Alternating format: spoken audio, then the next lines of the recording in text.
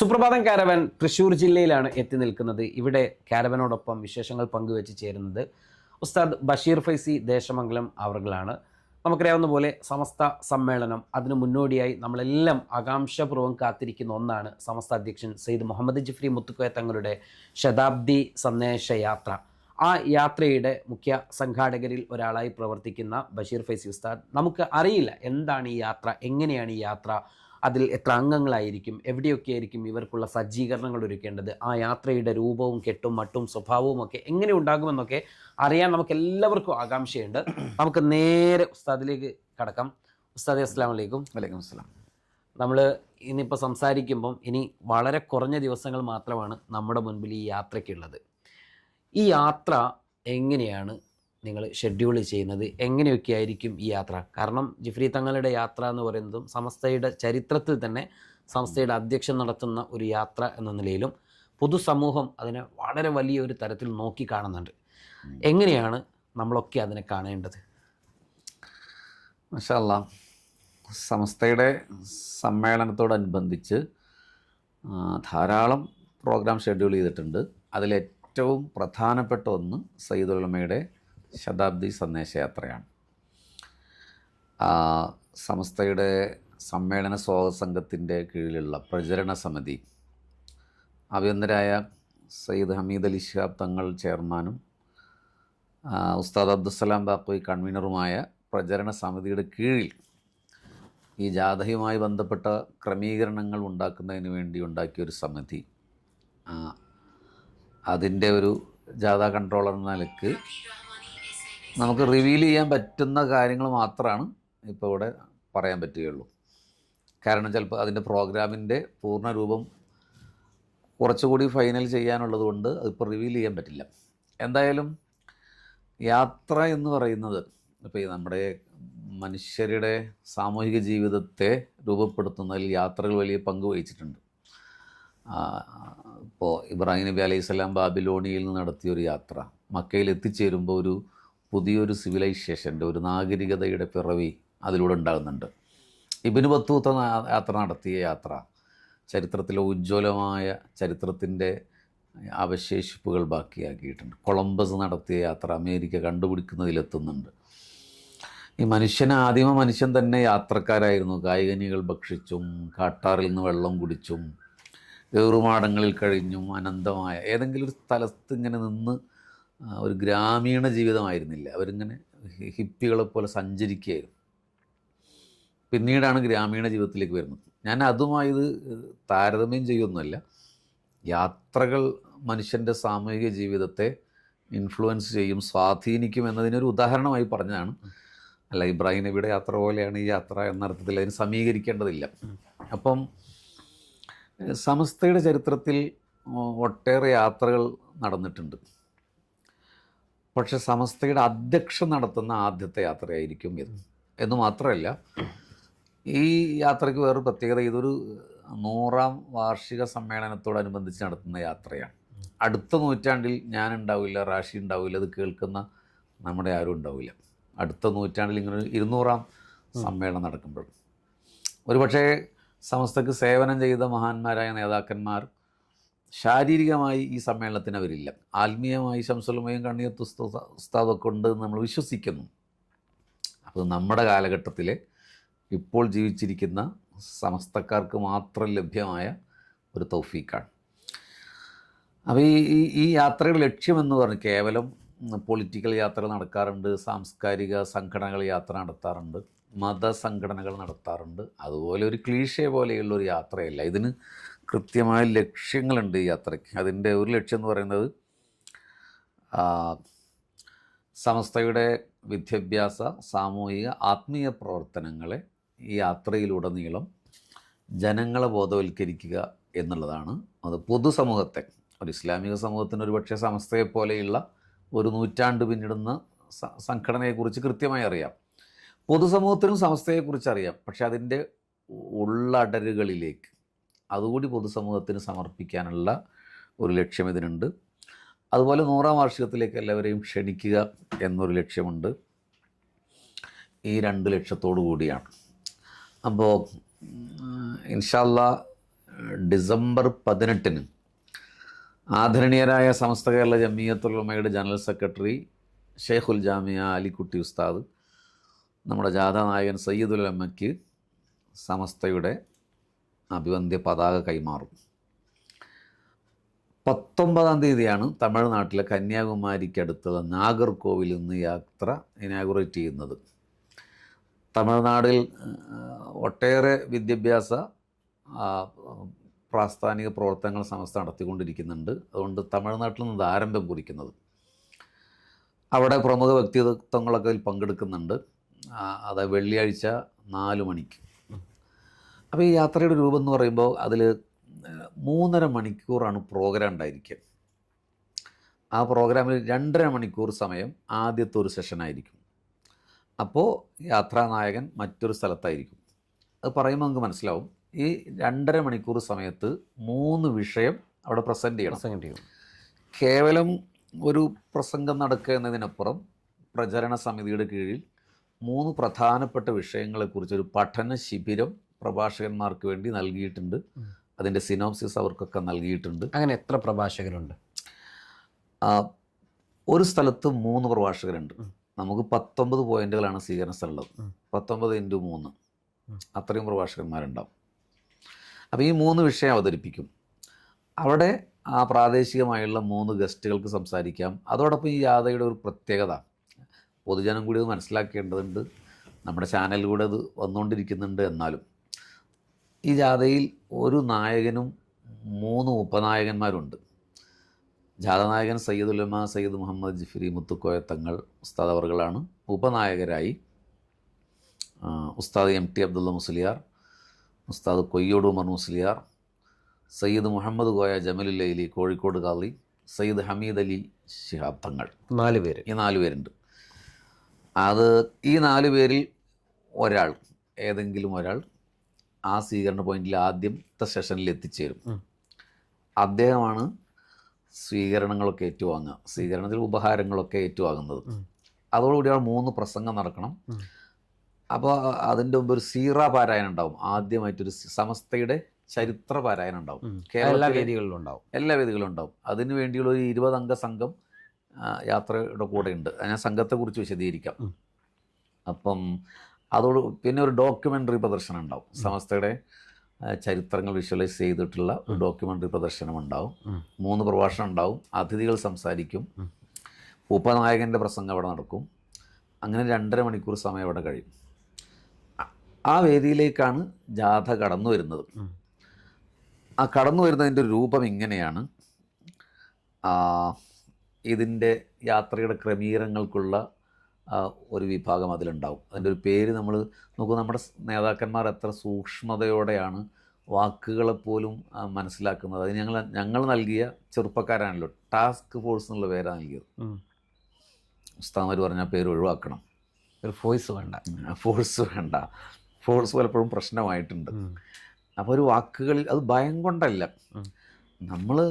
നമ്മൾ ഉദ്ദേശിക്കാത്ത ഒരർത്ഥതലങ്ങളിലേക്ക് അത് വ്യാഖ്യാനിക്കപ്പെടുന്ന ഒരു കാലത്ത് നമ്മൾ ജീവിക്കുന്നത്. അതുകൊണ്ടാണ്. അപ്പോൾ സമസ്തയ്ക്ക് അങ്ങനെ രഹസ്യങ്ങളില്ലല്ലോ. അപ്പോൾ അതിൻ്റെ ക്രമീകരണങ്ങളുടെ സംഖ്യ ഉണ്ടാവും. ഡോക്യുമെൻറ്റേഷൻ ടീം ഉണ്ടാവും. പേര് പിന്നീട് എന്താണ് തീരുമാനിച്ചത്? ടാസ്ക് ഫോഴ്സിന് പകരം പേര് പൊട്ടിക്കണില്ല. ഓക്കെ, ശരി. ഡോക്യുമെൻറ്റേഷൻ ടീം ഉണ്ടാവും. മീഡിയ ടീം ഉണ്ടാവും. നമ്മുടെ സുപ്രഭാതം നമ്മുടെ പത്രമാണല്ലോ. സുപ്രഭാതത്തിൻ്റെ ടീം അതിൻ്റെ കൂടെ ഉണ്ടാവും. ഒരു പ്രസ് ടീം ഉണ്ടാവും. വോളണ്ടിയർ ടീം ഉണ്ടാവും. ഒരു സെക്യൂരിറ്റി വിങ് ഉണ്ടാവും. ജാഥാനായകൻ അതിൻ്റെ വരവ് പറയുമ്പോൾ നമുക്കത് അതിൻ്റെ ഒരു ഓർഡറിൽ പറയുമ്പോൾ മനസ്സിലാവും. പിന്നെ നമ്മുടെ പ്രഭാഷകന്മാരുടെ ഒരു സംഘം ഉണ്ടാവും. 100 സ്ഥിരാംഗങ്ങളുണ്ടാവും. 100 സ്ഥിരാംഗങ്ങൾ എന്ന് പറഞ്ഞാൽ നമ്മുടെ എല്ലാ പോഷകഘടകങ്ങളുടെയും സ്റ്റേറ്റ് ലെവൽ ലീഡേഴ്സാണ് അതിലുണ്ടാകുക. എല്ലാ ലീഡർമാരും ഉൾക്കൊള്ളുന്ന 100 സംഘം. അതോടൊപ്പം തന്നെ വെൽ വിഷേഴ്സ് എന്ന് പറയുന്ന ഒരു സംഘം ഉണ്ടാവും. അപ്പോൾ ഈ യാത്ര അനൗൺസ്മെൻറ്റ് ചെയ്തപ്പോൾ ധാരാളം നമ്മുടെ അനുഭാവികളും പ്രവർത്തകരുമായ എന്നാൽ ലീഡർഷിപ്പിലൊന്നുമില്ലാത്ത വിദേശത്തും സ്വദേശത്തുമുള്ള ഒരുപാട് ആളുകൾ പറഞ്ഞു, ഞങ്ങളെല്ലാ ചിലവും വഹിച്ചുകൊണ്ട് ഞങ്ങൾക്കിതിലും ജോയിൻ ചെയ്യണം. അപ്പോൾ കുറച്ച് പേരെ അതിന് അലോ ചെയ്തിട്ടുണ്ട്. അവർ യാത്രാ സംഘത്തോടൊപ്പം ഉണ്ടാവും. ഇങ്ങനെ ഞങ്ങൾ കണക്ക് കൂട്ടിയപ്പോൾ 300ഓളം വരുന്നൊരു സംഘമാണ് യാത്ര. അവർ ഈ കന്യാകുമാരി മുതൽ മംഗലാപുരം വരെ മംഗലാപുരം വരെ സ്ഥിരാംഗമായിരിക്കും. അതെ. പിന്നെ 100 പേര് സംഘടനാപരമായിട്ട് അങ്ങനെയുണ്ടോ? ഈ ഭാരവാഹിത്വത്തിൽ എത്ര പേര് പങ്കെടുക്കണം? SYS അതിൽ നിന്ന് അത് ഓരോ പോയിന്റിൽ അല്ല പറഞ്ഞു. അതായത് ഇപ്പോൾ 100 യാത്രാ സംഘത്തിലെ ഇപ്പോൾ ഒരു പോഷകഘടകത്തിലെ എല്ലാ സ്റ്റേറ്റ് നേതാക്കന്മാരും ഒരുപക്ഷെ ഉണ്ടായിരിക്കും. എല്ലാവർക്കും ഇത്രയും ദിവസം ഇതോടുകൂടെ സഞ്ചരിക്കാൻ കഴിഞ്ഞോളൊന്നും വരില്ല, പല കാരണങ്ങളാൽ. അപ്പോൾ കഴിയുന്ന ആളുകൾ പരിഗണിച്ചപ്പോൾ തന്നെ 100 സ്ഥിരാംഗങ്ങളുണ്ട്. പിന്നെ ഒഫീഷ്യൽ, ഇതിലൊന്നും പറയാത്ത ഒഫീഷ്യൽ അംഗങ്ങൾ വേറെയുണ്ട്. ഇപ്പോൾ ഈ പറഞ്ഞതൊക്കെ കൂട്ടിയാൽ തന്നെ ഡ്രൈവേഴ്സൊക്കെ അടക്കം 300 അംഗ സംഘമാണ് യാത്ര ചെയ്യുക. ഈ ജാഥ കടന്നു വരുന്നത് ആദ്യം 2-3 അനൗൺസ്മെൻറ്റ് വാഹനം കടന്നു പോകും. അതിന് തൊട്ടു പിന്നിൽ ഞാൻ നേരത്തെ പറഞ്ഞ ആ സംഘം ഉണ്ടാവും. തൊട്ടു പിന്നിൽ നമ്മുടെ ജാഥ ക്യാപ്റ്റൻ ഉണ്ടാവും. അതിൻ്റെ പിറകിൽ വീണ്ടും ഒരു സെക്യൂരിറ്റി വിങ് ഉണ്ടാവും. അതിൻ്റെ പിറകിൽ ഈ സെക്യൂരിറ്റി വിങ് എന്നൊക്കെ പറയുമ്പോൾ തെറ്റിദ്ധരിക്കേണ്ട, അത് ഏതെങ്കിലും തരത്തിലുള്ള ഹൈവേയിൽ പണി വർക്ക് നടക്കുന്നുകൊണ്ടിരിക്കുന്നുണ്ട്. ട്രാഫിക് സിസ്റ്റം നമ്മൾ കാരണം വാഹന ഗതാഗതം തടസ്സപ്പെടാൻ പാടില്ല. ആക്സിഡൻ്റലി ചിലപ്പോൾ ചില സംഭവങ്ങളൊക്കെ പെട്ടെന്നുണ്ടാകുന്ന സംഭവങ്ങളൊക്കെ ഇടപെടേണ്ടി വരും. അതിനാണ് ഈ സംഘത്തോട് ഉദ്ദേശിച്ചത്. അല്ലാതെ യാത്രാധാരകൻ്റെ പ്രൊട്ടക്ഷന് വേണ്ടിയിട്ടൊന്നുമല്ല. അല്ല, അങ്ങനെ ആരും തെറ്റിദ്ധരിക്കേണ്ടെന്ന് കരുതി. സാധാരണഗതിയിൽ ഈ ഒരു യാത്രാ നായകൻ എന്നൊക്കെ പറയുമ്പോൾ അതിൻ്റെ ഗനഗാംഭീര്യമുള്ള വാഹനം, അങ്ങനെ സജ്ജീകരണങ്ങളൊക്കെ ഉണ്ട്. ഇഫ്രി തങ്ങളുടെ ഒരു പ്രകൃതം വെച്ച് അദ്ദേഹം അതിനൊന്നും താല്പര്യക്കാരനല്ല. ചെറുപ്പക്കാരായ ഞങ്ങളുടെ ഒരു താല്പര്യം തങ്ങൾ ഉസ്താദിന് കംഫർട്ടായ, എന്നാൽ പുതിയ കാലത്ത് എല്ലാ സൗകര്യങ്ങളൊരു വാഹനം വേണമെന്നായിരുന്നു ഞങ്ങളുടെ നിർദ്ദേശം. ഇത് സയ്യിദുൽ ഉമ്മയോട് പോയി അവതരിപ്പിച്ചപ്പോൾ അദ്ദേഹം ഞങ്ങളോട് കേൾക്കാൻ വേണ്ടി ആദ്യം പറഞ്ഞ വാചകം, ഞാൻ ആ വണ്ടിയിൽ കയറില്ല എന്നാണ്. ഞാനൊരു ഓട്ടോറിക്ഷയാണെങ്കിലും എനിക്കും ഓക്കെയാണ്, നിങ്ങൾക്ക് അങ്ങനെ ബുദ്ധിമുട്ടൊന്നുമില്ല. പക്ഷെ നമ്മൾ സയ്യിദുൽ ഉമ്മയുടെ യാത്രാ സൗകര്യവും, എന്നാൽ ജാഥാ നായകനാകുമ്പോൾ അതിൻ്റെ ഒരു ഗരിമ വേണമല്ലോ. അങ്ങനെ നമ്മൾ ചെറുപ്പക്കാരങ്ങനെയല്ല ചിന്തിക്കുക. സയ്യിദുൽ പറഞ്ഞു, മിതമായ തരത്തിൽ യാത്ര, ദീർഘയാത്രയാണ്, 1000ഓളം കിലോമീറ്റർ സഞ്ചരിക്കേണ്ടി വരും. അപ്പം അന്ന് ബുദ്ധിമുട്ടില്ലാത്ത, എന്നാൽ വലിയ തരത്തിലുള്ള എന്തെങ്കിലും തരത്തിലുള്ള എന്താ പറയുക, ഉപരിപ്ലവമായ രീതിയിൽ കരുതപ്പെടുന്ന വാഹനം വേണ്ട എന്ന് കർശനമായി ഉസ്താദ് ഞങ്ങളോട് പറഞ്ഞിട്ടുണ്ട്. ഞങ്ങളത് കേട്ടപ്പോൾ ഭയങ്കര അത്ഭുതപ്പെട്ടു. നമ്മൾ എന്താണ് ചിന്തിക്കുക, ലഭ്യമാകുന്നതിൽ ഏറ്റവും നല്ല വാഹനം വേണമെന്നാണ് നമ്മൾ ആഗ്രഹിക്കുന്നത്. പക്ഷെ ഉസ്താദ് പറഞ്ഞത് അങ്ങനെയാണ്. അത് നിങ്ങൾ ചോദിച്ചുകൊണ്ട് പറഞ്ഞെന്ന് മാത്രം. അപ്പോൾ ഈ യാത്രാ സംഘം ഇങ്ങനെ കടന്നു വരുമ്പോൾ ആ 2.5 മണിക്കൂർ പ്രോഗ്രാം അവിടെ നടന്നു കഴിയുമ്പോഴാണ് ഒരു വേദിയിലേക്ക്, ഒരു പോയിന്റിലേക്ക് യാത്രാ സംഘം എത്തിച്ചേരുക. അവിടെ അപ്പോൾ നമ്മുടെ കോർഡിനേറ്റർ സംസാരിക്കും. ഇതിൻ്റെ ജാഥയുടെ കോർഡിനേറ്റർ അബ്ദുസ്സലാം വാക്കവിയാണ്, ഉസ്താദാണ്. ഡയറക്ടർ ഉമർ വൈസി മുക്കമാണ്. ഇതിൻ്റെ അസിസ്റ്റൻ്റ് കോർഡിനേറ്റർ നമ്മുടെ മോയിൻകുട്ടി മാസ്റ്റർ അവർകളാണ്. ഇതിലേതെങ്കിലും ഒരാൾ 5 മിനിറ്റ് സംസാരിക്കും. താങ്കൾ അവിടെ എത്തുമ്പോൾ നമ്മുടെ SKSUവിൻ്റെ സ്റ്റേറ്റ് സമിതിയുടെ കീഴിൽ ഒരു ഗാനം ആലപിക്കുന്ന സംഘമുണ്ട്, അവരവിടെ ഉണ്ടാവും. അവിടെ ഒരു ചീഫ് ഗസ്റ്റ് ഉണ്ടാവും. ആ ജില്ലയിലെ വളരെ പ്രധാനപ്പെട്ട ഒരു ചീഫ് ഗസ്റ്റ് ഉണ്ടാവും. ആ ഗസ്റ്റും ഉദ്ഘാടകനൊക്കെ അറിയാം, നമ്മുടെ ലിസ്റ്റിൽ അതുണ്ട്. ഇപ്പോൾ അത് റിവീൽ ചെയ്യണത് അത്ര ശരിയായതുകൊണ്ട് ഞാൻ പറയുന്നില്ല. അപ്പോൾ നമ്മൾ തൃശ്ശൂർ നിന്നിട്ട് സംസാരിക്കുന്നു. തൃശ്ശൂർ ഉദ്ഘാടകൻ എനിക്കറിയാം, വളരെ പ്രധാനപ്പെട്ട ഒരാളാണ്. അപ്പോൾ അദ്ദേഹം ഉദ്ഘാടനം ചെയ്യും. അവിടെ ചീഫ് ഗസ്റ്റ് സംസാരിക്കും. ഒരു ഉപഹാരം ആ സ്വീകരണ കേന്ദ്രത്തിൽ നിന്ന് ഒരൊറ്റ ഉപഹാരം ജാഥാ നായകന് നൽകാവുന്നതാണ്. മറ്റുപഹാരങ്ങളൊക്കെ നേരത്തെ അവർക്ക് കൈമാറണം. അതുപോലെ തങ്ങൾ നിർദ്ദേശിച്ചൊരു കാര്യം, ഈ ഷാള് പരമ്പരാഗതമായി ഒരു സ്വീകരണമല്ലോ, ഷാള് അങ്ങനെ ഒരു കാട്ടിക്കൂട്ടലുകളുടെ അതൊന്നും വേണ്ടെന്ന് പറഞ്ഞിട്ടുള്ളത്. ഈ ഉപനായകന്മാരും സ്വീകരിക്കുന്ന ഷാളോ മറ്റെന്തെങ്കിലും ഉപകാര വസ്തുക്കളോ സമ്മാനങ്ങളൊന്നും അല്ല. അതൊരു പക്ഷെ പറയുന്നത് നന്നായിരിക്കും മറ്റുള്ളവർ കേൾക്കാൻ വേണ്ടി. നമ്മുടെ ഓരോ ജില്ലയിലെ പോഷകഘടകങ്ങളുടെയും റേഞ്ച് ഭാരവാഹികളുടെയൊക്കെയുള്ള സമ്മേളനത്തിലേക്കുള്ള ഹദിയയായിട്ട്, അല്ലെങ്കിൽ തഹീയിലേക്കുള്ള ഹദിയയായി നൽകുന്ന ഹദിയകളാണ് സ്വീകരിക്കുക. അത് നിർബന്ധമല്ല, അവർ നൽകുന്നത് സ്വീകരിക്കുക എന്ന് മാത്രം. അല്ലാതെ കുറേ ഈ രാഷ്ട്രീയ പാർട്ടികളൊക്കെ പോകുന്ന പോലെ മാല ഇടുക, ബൊക്കെ കൊടുക്കുക, ആ പരിപാടിയൊക്കെ കർശനമായി ഇല്ല എന്ന് പറഞ്ഞിട്ടുണ്ട്. അവിടെ ജാഥനായകൻ സംസാരിക്കുന്നു, പരിപാടി അവസാനിക്കും. അപ്പോൾ 19-ാം തീയതി കന്യാകുമാരിയിൽ നിന്നാണ് യാത്ര. ആരംഭിക്കുന്നത്. അപ്പോൾ ഇനി വേറെന്താ അതിനെക്കുറിച്ച് അറിയാം? ഈ 300ഓളം ആളുകൾ യാത്രയെ തുടരുക എന്ന് പറയുമ്പോൾ വലിയ ക്രമീകരണങ്ങൾ ആവശ്യമാണ്. കാരണം 300 പേർക്കുള്ള ഭക്ഷണം, പാർപ്പിടം, അവരുടെ മറ്റ് പ്രാഥമിക സൗകര്യങ്ങൾ ഉൾപ്പെടെ സജ്ജീകരിക്കുക എന്ന് പറയുന്നത് ഓരോ ജില്ലയിലും ഇത് ചെയ്യണം. ഇതൊക്കെ എങ്ങനെയാണ് ക്രമീകരിക്കുന്നത്? വലിയ ടാസ്ക്കാണത്. പക്ഷേ നമ്മൾ ഈ സ്വാഗതസംഘം പ്രഖ്യാപിച്ചത് മുതൽ പ്രചരണ സമിതിയുടെ കൂടി കീഴിൽ ഈ സമിതി എൻ്റെ അറിവിലൊരു 17ഓളം മീറ്റിങ്ങെങ്കിലും കൂടിയിട്ടുണ്ടാവും. ദിവസങ്ങളോളം ഇരുന്ന് ആലോചിച്ച് ചിന്തിച്ച് ആ ഓരോ ജില്ലയിലും ഒരു കോർഡിനേറ്റർ, ഒരു ഫീൽഡ് ഓഫീസർ, ഒരു നിരീക്ഷകനെ നമ്മൾ ആദ്യമേ നിശ്ചയിച്ചിട്ടുണ്ട്. കോർഡിനേറ്റർ ആ ജില്ലയിലെ ജില്ലാ കമ്മിറ്റി നിർദ്ദേശിക്കുന്ന ഒരാളായിരിക്കും. നമുക്ക് സ്റ്റേറ്റിൽ നിന്ന് അയാളാണ് ബന്ധപ്പെടാൻ കഴിയുക. ഫീൽഡ് ഓഫീസർ എന്ന് പറയുന്നത് ഈ ജാഥ വന്നതിന് ശേഷം ഈ ഉപഹാരവുമായൊക്കെ ബന്ധപ്പെട്ട ക്രമീകരണങ്ങൾ. നിരീക്ഷകൻ എന്ന് പറയുന്നത് ആ ജില്ലയിലെ സമ്മേളനത്തിൻ്റെയും ഈ സന്ദേശയാത്രയുടെയും ഒരുക്കങ്ങളെക്കുറിച്ച് നിരീക്ഷിച്ച് റിപ്പോർട്ട് ചെയ്യാനുള്ളതാണ്. അപ്പോൾ വളരെ ശാസ്ത്രീയമായി കൃത്യമായി ചെയ്തു തീർത്തിട്ടുണ്ട്. അങ്ങനെ അവരുമായി ബന്ധപ്പെട്ട് ഞങ്ങൾ ഓരോ ജില്ലയിലും 2 തവണ വീതം ഇത് യാത്ര ചെയ്ത് കഴിഞ്ഞു.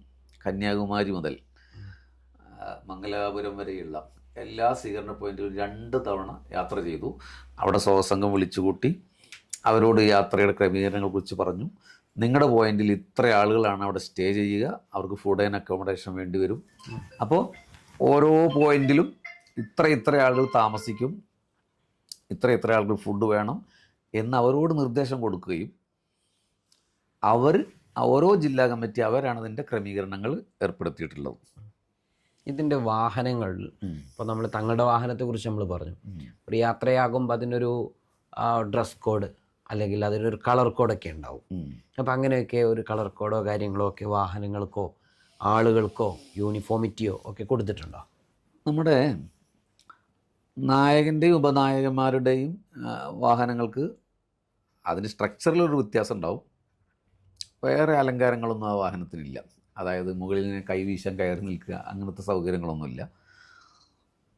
കംഫർട്ടായ ഒരു വണ്ടി എന്നതിനപ്പുറം അതിൻ്റെ അലങ്കാരങ്ങളില്ല. പക്ഷേ യാത്രാ സംഘത്തിലുള്ള 50ഓളം ഒഫീഷ്യൽ വെഹിക്കിൾസ് ഉണ്ട്.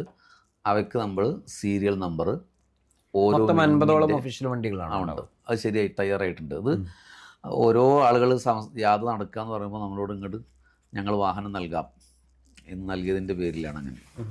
സമസ്ത ഔട്ട് ചെയ്ത് കഴിഞ്ഞ ഉടനെ ആളുകൾ ഞങ്ങൾ വരാം, ഞങ്ങൾ സഹായിക്കാം എന്ന് പറഞ്ഞതിൻ്റെ പേരിൽ 50ഓളം ഒഫീഷ്യൽ വാഹനങ്ങളുണ്ട്.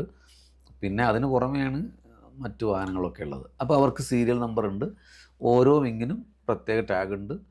ചെറിയ തരത്തിലുള്ള ഒരു സ്റ്റിക്കർ അതിൻ്റെ ബാക്ക് ഇതിലുണ്ടാവും. അതല്ലാതെ വലിയ തരത്തിലുള്ള അലങ്കാരം. ഞാൻ പറഞ്ഞല്ലോ, സയ്യിദുലുമയാണ് ജാഥാനായകൻ. ഞാൻ 7ഓളം യാത്രകളിൽ ഇങ്ങനെ സഞ്ചരിച്ചിട്ടുണ്ട്. പക്ഷേ ഉസ്താദിൻ്റെ കൃത്യമായ നിർദ്ദേശങ്ങളുണ്ട്. കാട്ടിക്കൂട്ടലുകൾ, അലങ്കാരങ്ങൾ, ഉപരിപ്ലവമായ കാര്യങ്ങൾ അങ്ങനെയൊന്നും ഉണ്ടാകരുതെന്നുള്ള കർശനമായ നിർദ്ദേശമുണ്ട്. അപ്പോൾ വളരെ ലളിതമായ രീതിയിലായിരിക്കും അതിൻ്റെ പ്രാക്ടിക്കൽ രൂപത്തിൽ വളരെ ലളിതമായിരിക്കും. പക്ഷേ ആ യാത്രയുടെ ഒരു സന്ദേശം എന്ന് പറയുന്നത് കേരളം ഇന്നോളം കാണാത്ത രീതിയിലുള്ള ചരിത്രമായിരിക്കും. ഒരുപക്ഷെ നമ്മളിത് സംസാരിക്കുമ്പം ഇതിൽ പങ്കെടുക്കുന്ന അതിഥികളെ കുറിച്ച് നമുക്കിപ്പോൾ ഔട്ട് ചെയ്യാനായിട്ടില്ല. നമ്മൾ രഹസ്യമായിട്ട് അങ്ങനെ തന്നെ നിൽക്കട്ടെ. പക്ഷേ അങ്ങനെ ആണെങ്കിൽ അതൊരു രഹസ്യ സ്വഭാവം കാത്തു സൂക്ഷിക്കാൻ വേണ്ടിയിട്ടല്ല. ഓക്കെ, അതിൻ്റെ ഒരു സസ്പെൻസ് ഫൈനൽ ചെയ്യുക അതൊക്കെ ഉണ്ടാവും. ഒക്കെ വരും ദിവസങ്ങളിലൊക്കെ പുറത്ത് വന്നേക്കാം. പക്ഷെ എന്നിരുന്നാലും നമ്മുടെ കേരളത്തിലുള്ള സാമൂഹിക ഇപ്പോൾ ജിഫ്രി തങ്ങളുടെ യാത്ര, സംസ്ഥയുടെ ഒരു അധ്യക്ഷൻ്റെ യാത്ര, 100ാം വാർഷിക യാത്ര എന്നൊക്കെ പറയുമ്പോൾ അത് പൊതുസമൂഹം അതിനെ എല്ലാ തരത്തിലും, ഒരുപക്ഷെ സമസ്തക്കാർ മാത്രമായിരിക്കില്ല സ്വീകരിക്കുവാൻ വേണ്ടി കാത്തിരിക്കുന്ന ആളുകൾ, പൊതുസമൂഹവും അതിൽ ഭാഗവാക്കാകും. അപ്പം എത്രത്തോളം ആളുകളെയൊക്കെ ക്ഷണിച്ചിട്ടുണ്ട്, അവരെല്ലാ വിഭാഗം ആളുകളിലും അതൊക്കെ എങ്ങനെയാണ് ഉറപ്പുവരുത്തിയിട്ടുള്ളത്? ഞാൻ വേണമെങ്കിൽ ഇന്ന ജില്ലയിൽ ഇന്ന ആളെന്ന് പറയാതെ പൊതുവായി പറയാം. ഇപ്പോൾ നമ്മൾ തമിഴ്നാടിൻ്റെ മുഖ്യമന്ത്രി സ്റ്റാലിൻ അദ്ദേഹമായി കണ്ട് സംസാരിച്ചിട്ടുണ്ടായിരുന്നു. ചില ടെക്നിക്കൽ പ്രോബ്ലം ഉണ്ട് അദ്ദേഹത്തിനോട് പങ്കെടുക്കുന്നതിന്. അതുകൊണ്ട് അദ്ദേഹം നമ്മുടെ സമസ്തയുടെ സമ്മേളനത്തിൽ അദ്ദേഹം വരാമെന്ന് ഏറ്റിട്ടുണ്ട്. അവിടെ ഉണ്ടാവും. നമ്മുടെ പ്രൊഫസർ ഖാദർ മൊയ്തീൻ അദ്ദേഹം പങ്കെടുക്കുന്നുണ്ട്. തമിഴ്നാട്ടിലെ മിനിസ്റ്റേഴ്സ് അവിടെ പങ്കെടുക്കുന്നുണ്ട്. ഞാൻ സ്ഥലം പറയാതെ പറയാം. നമ്മുടെ സംസ്ഥാന മുഖ്യമന്ത്രി പങ്കെടുക്കുന്നുണ്ട്. നമ്മുടെ opposition leader V D Satheesan പങ്കെടുക്കുന്നുണ്ട്. ആദരണീയനായ സയ്യിദ് സാദിഖ് അലി ശിഹാബ് തങ്ങൾ പങ്കെടുക്കുന്നുണ്ട്. സയ്യിദ് ഹമീദ് അലി അദ്ദേഹം യാദവ് നായകനാണ്. സയ്യിദ് അബ്ബാസ് അലി ശിഹാബ് തങ്ങൾ പങ്കെടുക്കുന്നുണ്ട്. പ്രേമചന്ദ്രൻ MP ഉണ്ട്. സജി ചെറിയാൻ MP മിനിസ്റ്ററുണ്ട്. ആൻഡ് PK കുഞ്ഞാലിക്കുട്ടി സാഹിബ് ഉണ്ട്. നമ്മുടെ MP മാരിൽ ഹംദുള്ള സയ്യിദ് MP ഉണ്ട്. ഇതൊക്കെ ഓരോ ജില്ലകളിലെ സ്വീകരണങ്ങളിലാണ്. നമ്മുടെ സുധാകരൻ MP ഉണ്ട്. ഉണ്ണിത്താൻ MP ഉണ്ട്. രമേശ് ചെന്നിത്തലയുണ്ട്. നമ്മുടെ സ്പീക്കർ പങ്കെടുക്കുന്നുണ്ട്. റിയാസ് മിനിസ്റ്റർ പങ്കെടുക്കുന്നുണ്ട്. പിന്നെ നമ്മുടെ മത മേലധ്യക്ഷന്മാർ ഗസ്റ്റുകളായിട്ട് ഇപ്പോൾ ഒരു ഗസ്റ്റ് രണ്ടാമത്തെ സെഷനിൽ 3 ഗസ്റ്റ് അപ്പുറത്തും പങ്കെടുക്കുന്നു. അപ്പോൾ MLA മാർ, സാംസ്കാരിക നായകർ, മതമേലധ്യക്ഷന്മാർ, ബിഷപ്പുമാർ അവരൊക്കെ പങ്കെടുക്കുന്നുണ്ട്. ഏതായാലും കേരളത്തിൻ്റെ ഒരു സമ്പൂർണ്ണ സാമൂഹിക സാംസ്കാരിക രാഷ്ട്രീയ ഒരു പരിച്ഛേദമായിരിക്കും. ഇതോടൊപ്പം ഒന്നുകൂടി ഞാൻ കൂട്ടിച്ചേർക്കേണ്ടത്, അങ്ങനെ പരിച്ഛേദം എന്ന് പറഞ്ഞപ്പോഴേ 2-3 ജില്ലകളിൽ സയ്യിദുലുമായിട്ടുള്ളൊരു ഇൻട്രാക്ഷൻ വെച്ചിട്ടുണ്ട്. സമൂഹത്തിലെ ആളുകളുമായിട്ടുള്ള സംസാരം. അത് കേവലം ഉസ്താദിനോട് അവർക്ക് ചോദിക്കാനുള്ളത് ചോദിക്കാം. സമസ്ത മുന്നോട്ട് വയ്ക്കുന്ന അതിൻ്റെ എഡ്യൂക്കേഷൻ സിസ്റ്റം, SNEC ഒക്കെ ഉണ്ടല്ലോ, അതിൻ്റെ ഒരു സ്പിരിച്വാലിറ്റി, അതിൻ്റെ സർവീസ് ആൻഡ് ചാരിറ്റി, ഈ സമ്മേളനവുമായി ബന്ധപ്പെട്ട കാര്യങ്ങളൊക്കെ എപ്പോഴും കമ്മ്യൂണിറ്റിയിൽ ജീവിക്കുന്ന സമസ്ത എന്ന് പറഞ്ഞാൽ ആകാശത്തുള്ളൊരു സംഘടനയല്ല, ഭൂമിയിൽ പ്രവർത്തിക്കുന്ന സംഘടനയാണ്. നമ്മുടെ ഓരോ സംസ്ഥാനത്തെ അവിടുത്തെ എന്താ പറയുക ഭരണാധികാരികൾ, രാഷ്ട്രീയ നായകന്മാർ, അവരോടൊക്കെ നമുക്ക് കണക്ഷൻ ഉണ്ടാകണമല്ലോ. ഇത് കൺവേ ചെയ്യണം, നമ്മുടെ സന്ദേശങ്ങൾ കൺവേ ചെയ്യണമല്ലോ. നമ്മുടെ സമൂഹത്തിൽ മാത്രം പ്രചരണം നടന്നാൽ പോരില്ല. അപ്പോൾ അവരുമായുള്ളൊരു കൂടിക്കാഴ്ച ചില ജില്ലകളിലാണ്. തിരുവനന്തപുരത്തുണ്ട്, ആൻഡ് കോഴിക്കോടുണ്ട്, എറണാകുളത്തുണ്ട്, അങ്ങനെ ഉണ്ടാവും. പ്രത്യേകമായി ഈ യാത്രയോടനുബന്ധിച്ച് തന്നെ അതിൻ്റെ വിശ്രമവേളയിൽ അങ്ങനെ സംസാരിക്കുന്നുണ്ട്. ഇനി നമ്മൾ ഈ പറയാത്ത കാര്യങ്ങൾ ഒരുപക്ഷെ ഞാൻ ചോദിക്കാനും എനിക്ക് പരിമിതിയുള്ള, നിങ്ങൾക്ക് പറയണമെന്ന് ആഗ്രഹിച്ച എന്തെങ്കിലും കാര്യങ്ങളുണ്ടെങ്കിൽ ഉസ്താദിന് പറയാം. നമ്മുടെ ഈ യാത്രയുടെ റൂട്ട് നമ്മളതുമായി ബന്ധപ്പെട്ട നമ്മൾ സാധാരണഗതിയിൽ പറയാറില്ലേ, ഇപ്പോൾ തെക്കൻ ജില്ലയിലൊക്കെ പൊതുവെ പ്രവർത്തനം കുറവാണ്. അത് പറഞ്ഞ് ക്ലീശയായ ഒരു വാക്കാണ്. ശരിക്കും അങ്ങനെയല്ല. ഇപ്പോൾ ഒരു ഉദാഹരണം പറയുകയാണെങ്കിൽ, കന്യാകുമാരി നമ്മുടെ സ്റ്റേറ്റിൽപ്പെട്ടൊരു സ്ഥലം പോലും അല്ല. അവിടെ നാഗർകോവിൽ ഞങ്ങളവിടെ സ്വാഗതസംഘത്തിന് വേണ്ടി ഞാൻ മോയിൻകുട്ടി മാഷ് അടക്കമുള്ള ഷഹീറൊക്കെ അടക്കമുള്ള സംഘം പോയപ്പോൾ അഭൂതപൂർവമായ ഒരു ജനസംഖ്യ ഞങ്ങൾ സ്വാഗതസംഘത്തിന് ഒരുമിച്ച് കൂടിയത്. എനിക്ക് പ്രത്യേകിച്ച് ഒരു അത്ഭുതം തോന്നി. കാരണം തമിഴ്നാട്ടിൽ തന്നെ നമ്മൾ പ്രവർത്തനമുള്ള ഗൂഡല്ലൂർ, കോയമ്പത്തൂർ അങ്ങനെ ഒരു ഏരിയ അല്ലല്ലോ ഈ കന്യാകുമാരി. ഒരു കോസ്റ്റൽ ഏരിയ കൂടിയാണ്. അവിടെ ധാരാളം ആളുകൾ ഒരുമിച്ച് കൂടി എന്ന് മാത്രമല്ല 30 വാഹനങ്ങളാണ് അവരിപ്പോൾ ബുക്ക് ചെയ്തിട്ടുള്ളത് സമസ്ത സമ്മേളനത്തിലേക്ക്. 30 വാഹനങ്ങൾ കന്യാകുമാരി ഡിസ്ട്രിക്റ്റാണ്. അവിടെ നാഗർകോവിൽ വെച്ചാണ് ആ പരിപാടി നടക്കുന്നത്.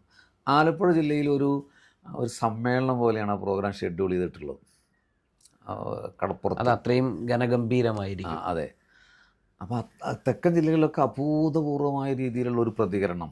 സയ്യിദുൽ നടത്തുന്ന യാത്രയാണ്, സമസ്തയുടെ സന്ദേശയാത്രയാണ് എന്ന നിലയ്ക്ക് അവിടെ സംഭവിച്ചിട്ടുണ്ട്. മലബാറിലെ കാര്യം പിന്നെ പറയാനില്ലല്ലോ. ഈ അവസാനമായിട്ട് ഈ ഒരു യാത്രയോടുകൂടി സമസ്തയിലുണ്ടാകുന്നൊരു മാറ്റം എന്തായിരിക്കും?